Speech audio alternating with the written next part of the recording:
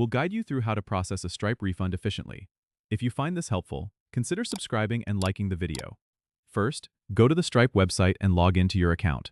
Once you're on the dashboard, search for the payment you need to refund. You can do this by using the search bar at the top of the page and entering the customer's name, email, or transaction ID.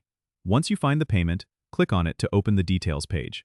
Here, you'll see an option to issue a refund, usually located on the right side of the screen. Click on Refund and a new window will pop up.